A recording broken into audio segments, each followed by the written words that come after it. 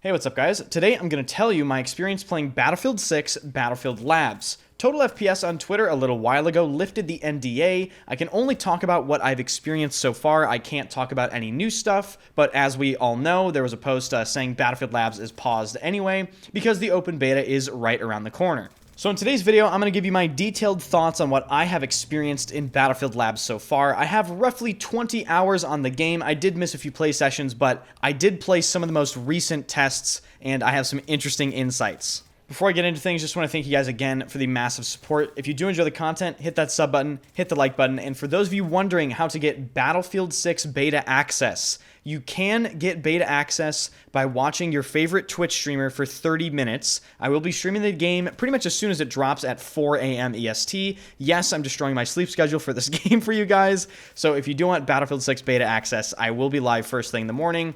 Follow my Twitch stream, first link in the description. So first thing to get out of the way when I discuss my Battlefield Labs experience is the build that they played at the creator event was absolutely not the build or the builds that I got to experience while playing some Battlefield Labs play session. The build that we're going to be playing, which is presumably the beta build, is significantly better than anything that I played, with a lot of improvements, and it's overall just a lot more polished. While I was playing Battlefield Labs, I was actively worried that it just wasn't going to be ready, especially for that October 10th release date they were insinuating.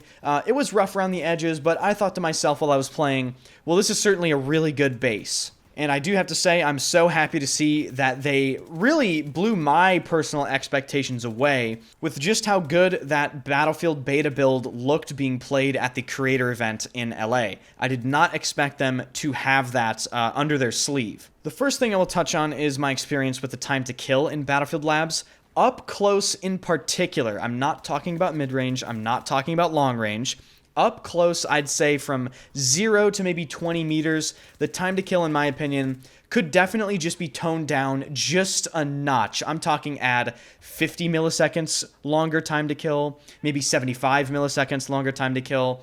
It was just too fast. I was using weapons that had crazy high RPM, and some of them were 3-bullet kills up close, easily going under 200 millisecond time to kill, if not right at that 200 ms TTK value, and I just personally feel the game could use with just a very slight adjustment there, and the developers already seem to be doing that. Hopefully that will be in the beta that we get to play in just a couple days. I have seen a lot of people ask about performance in Battlefield Labs. I have to say, when I was playing, I wasn't necessarily paying attention to the performance because I was focused so much on trying to gather some good feedback. But I certainly think it is very safe to assume Battlefield 6 is not going to be a game you can run on your run-of-the-mill laptop. Battlefield games are very traditionally and perhaps unfortunately very, very difficult to run. I would say if I had to guess at the FPS amount, I was getting between 200 and 300 FPS, which is absolutely playable, especially for a sort of pre-alpha, alpha sort of build that I was on. One thing I really wanted to emphasize here is just how bad some of the mechanics that I experienced were in Battlefield Labs, and I mean, I'll just whip out MS Paint for this. So, okay, imagine this is an enemy soldier, right? We'll draw an enemy soldier. Boom, boom, right there. He's got legs, and he's going like, no, please don't shoot me. This is very bad. So imagine this is your Cobra sight. Boom, boom, boom. And it's on him. You're aiming on him. Let's say you wanted to crouch a single time in a gunfight, right? You're shooting this guy. You just want to crouch to make yourself a little harder to hit. If you crouched a single time in one of the builds that I played, your crosshair would go from on target to a full meter to the left. And this was not a bug. Unfortunately, this was actually a mechanic. Now, thank God this isn't in the beta build because, man, I was really dreading it. And talking further about the movement to me felt just fine. It was just, there was a little weirdness and wonkiness and rough edges when it came to basically doing anything advanced outside of just walking in a straight line. You were getting penalized for crouching a lot. You were getting penalized for even doing a single jump, and it felt really bad. And I'm pleased to report that in the beta build we all watched at the creator event, it looks like they have vastly improved the movement and just smoothed things out. It doesn't look overpowered. It doesn't look ridiculous. It actually feels quite similar to some previous Battlefield games' movement systems, so I do think people will really enjoy it, especially when they get their hands on it. I do think some of the complaining surrounding the movement system is just kind of needless bitching for no reason. Like, a lot of these people haven't even played the game or gotten a chance to get their hands on any of these mechanics to feel how they really are used. And let me just guarantee you guys something right now. It is nowhere close to Battlefield 2042 when it comes to movement, so if you're afraid of that, please rest. Now onto map design. The sizing of the maps actually felt pretty spot on to me. I only got to play, I think 3, it might have been 2. I know for a fact 2. And the 2 that I played, especially in smaller game modes, the sizing felt fantastic. But even in the larger Conquest and Breakthrough game modes, it just felt correct, right? It didn't feel like there was any wasted space anywhere. You could point to a lot of that in Battlefield 2042. I really couldn't point to a single point that I felt had a ton of wasted or just open area, so I'm happy to report that. There were a couple problem spots on the maps, but that's to be expected. Between the flags on E and F on Capstone, I found that area was particularly rough, just because if you're trying to get up to the F flag, it was basically like assaulting a heavily fortified fortress uphill while the enemies have head glitches, and you didn't really have enough smoke to cover everything.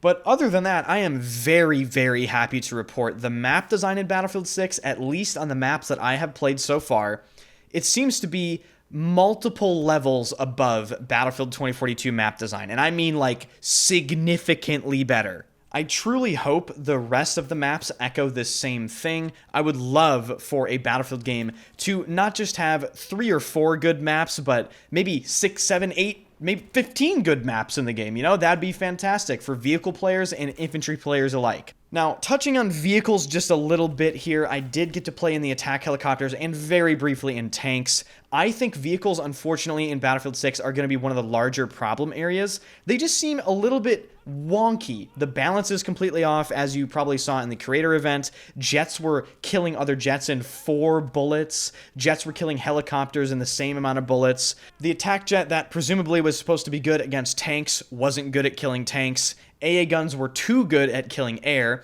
and one of the biggest problems that I noticed, particularly on the helicopters, is that they didn't appear to have any weight to them when they moved. And I'm not talking about weight to them in terms of the feeling of flying it. Flying the helicopter, it feels like a boat. But from third person, that isn't echoed. From third person, it really just twitches around and moves super quickly in every single direction, but it feels like a boat. So there's some sort of massive disconnect there. They're probably building off of Battlefield 2042's physics, and I think that's probably the problem. When it comes to tanks, they came off to me as a little sluggish. Again, I didn't get much time, but just gathering from what other people were thinking about them and saying about them, they could do with a little bit of an acceleration buff, maybe a little bit of a speed buff in general. But don't get me wrong, tanks still didn't feel invincible. They are very vulnerable in this game. Ass shots are back from Battlefield 3 and 4. Those of you that don't know what I'm talking about, if you RPG a tank in the butt, right, the back of the tank, it will do 50 damage and it will vehicle disable them.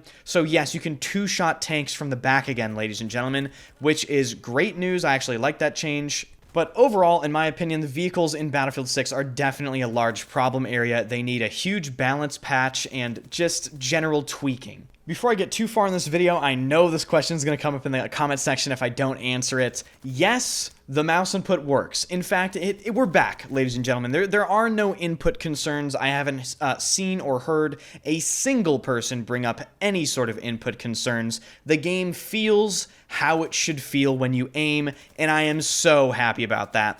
I hit some insane flicks, and obviously you can't record anything in Battlefield Labs, so I didn't, but I wish you guys could see them. It literally looks like cheating. Like, hitting a flick, a fast flick in this game, looks crazy. I think we're finally back to gameplay and clips, just looking how Battlefield should look, right?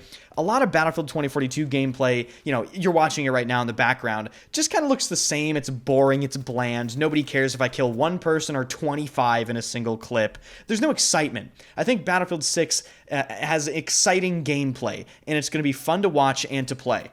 Touching on the gunplay now, I saw a lot of concerns saying the gunplay was too beamy or maybe there isn't enough recoil. In my opinion, going from Battlefield 2042 to play Battlefield 6, I feel like there is more recoil in Battlefield 6. I felt like I had to control the weapons more. Now keep in mind, I wasn't using the best meta builds or anything like that. I didn't really get a good understanding of the attachment system on the weapons because the attachments had no descriptions on them. So I did not use weapons that were correctly set up. When it comes to weapons being too beamy or perhaps reaching out to too far of a distance, I can guarantee you they are not as beamy as they were at the start of Battlefield 2042. Spread is definitely in the game, spread is definitely noticeable on top of recoil, and I would say the damage drop-off really prevents you from killing people as quickly as you could at distance, like you could in Battlefield 2042. In my experience playing the game, even when using ARs, at about 30 to 50 meters, that sort of range, you definitely have to burst fire and you can see the spread. So I think the gunplay is in a decent spot right now. Maybe my opinion will change as I play the game more. One thing that I did notice while I was playing with a few weapons and while watching gameplay from the creator event is the weapon sights don't seem to be properly illuminated, and this has been brought up on Reddit. You can lose your sight in the midst of battle pretty easily, and I think this is very, very simple. They just need to provide sight illumination, right? This was a setting in Battlefield 4. You could literally change it and tailor it to however you wanted. However, that would mean them adding yet another options menu, and this is where I get into maybe some of the navigation and options side of the game. The options menu in Battlefield 6 is, in my opinion, a complete catastrophe, and it is still very complicated, in my opinion. You can lose settings pretty quickly. I am dreading making a settings video for this game just because of the potential for me to gloss over something super important. It seems like there are a lot of redundant menus and just menus that do the same thing but not exactly the same thing. It'll have like 4 out of the 5 settings that another menu has somewhere else in a completely different section. So I definitely think the options menus in particular could use some consolidation. Overall, I have to say, my experience with Battlefield Labs was a positive one. I did enjoy providing feedback, and I really took it seriously, because I saw the potential of the game, and I thought to myself the first time I ever played it, this is probably, 8 or 9 weeks ago now, and I sat there and I said, wow, we're really close, huh? We're good. We're in a good spot. And then, of course, the beta build came out in the creator reveal, and it was really confirmed, I think, for everybody. So I'm very excited to get my hands on the beta. I have not played that build. It looks significantly more fun and better than any builds that I played, so I can't wait to share my thoughts on that with you guys. It's been a long, long time since I thought a Battlefield game had any sort of true potential, and I have to say, it appears to finally be here, and I just can't wait to see what you guys think about it. So, if you enjoy the content, hit the like button, subscribe to the channel. I will be having a settings guide out, even though 97 other creators already put a settings guide out without the beta being playable, which I disagree with. That's why I didn't make my settings guide yet, but I will have one out, don't worry. And of course, I'll give you guys my thoughts. So, thank you guys for watching, and I will see you guys in the next video.